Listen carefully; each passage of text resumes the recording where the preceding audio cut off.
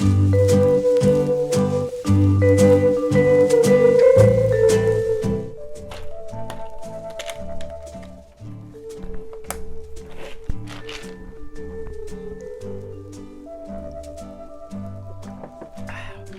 Internet, this is Olin from What I'm Listening To, doing a late night version of Quickies. So starting things off today, I have a Cranberries album. This is their album, Wake Up and Smell the Coffee. Initially I had written off the Cranberries because I got a little sick of hearing their song Zombie. It's just one of those songs that got a little overplayed for me. But we played this album in store, and I was actually really pleasantly surprised by it.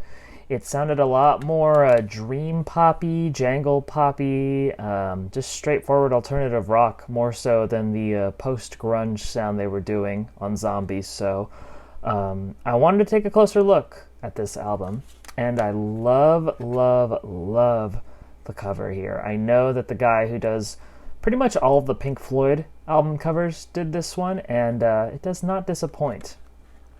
And inside, hopefully we can see similar art. Yeah, so the full thing, my camera can focus there, looks amazing. There's the band. And just looks like those are exercise balls, which is kind of funny.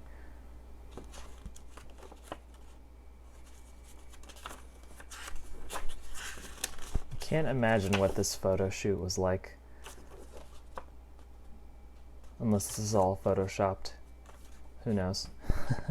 But yeah, I'm excited to listen to this album a little closer, and if I like it a lot, then I might end up buying it, because it's only $1, so why not?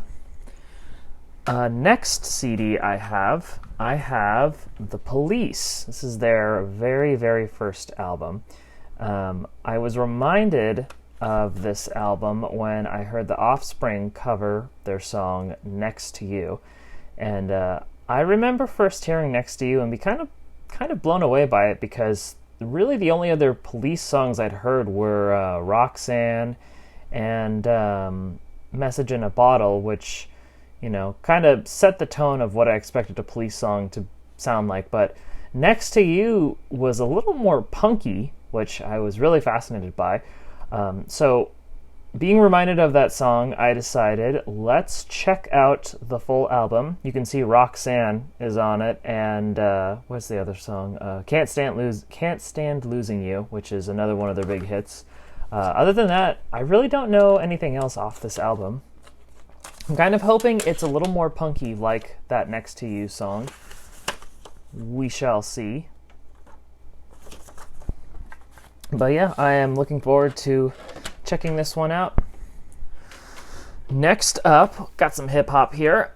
I have Dr. Octagon, Insrumentalyst. So this album is actually, as it is titled, an instrumental version of his debut album, which the name is escaping me. I believe it's called Dr. Octagon, but I opted out on getting that. I wanted to get the instrumental one, partly because it has an employee sticker on it, but also because I've just been really, really into instrumental hip-hop. I picked up all of the MF Doom Special Herbs series, which is basically everything he has done, but just instrumentally, and I've just been digging it. So I really want to hear more instrumental hip-hop. I know this album is pretty legendary in the world of horrorcore and experimental hip-hop, so I decided let's check this one out first, and if I'm interested, I'll go and listen to the lyric album. Not much to the booklet here, just some spooky-ass photography. But yeah, I am very much looking forward to listening to this one. Next up, doing a complete 180, I have a Babymetal album.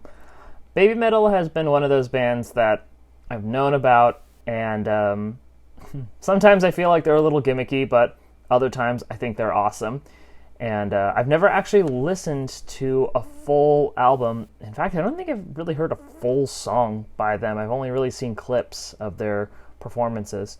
What really drove me to check this album out is for the song Gimme Chocolate, which I remember hearing recently and being kind of blown away by and thinking it was hilarious. I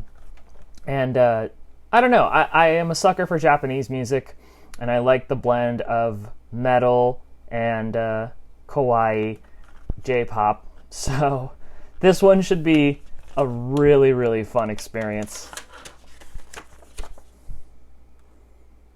Not much in here as well. It's amazing to me that this band got so big here in the States, but I guess it really goes to show that metal and pop is the trending thing. And finally, yet another 180, I have an album by the Bee Gees.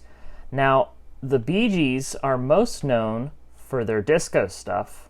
Staying Alive, classic song. What not a lot of people remember is the Bee Gees did not actually start out doing disco. They did beat stuff that was like more popular in the late 50s, early 60s, and psychedelic pop and soft rock.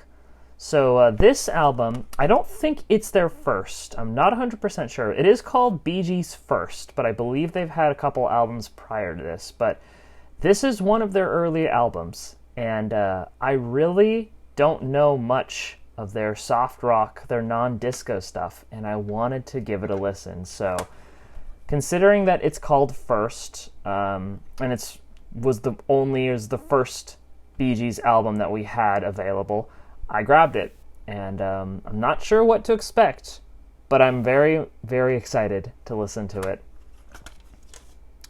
Oh, haha, that's funny. I left the disc in my car, so that's a little embarrassing, but I can assure you I have it.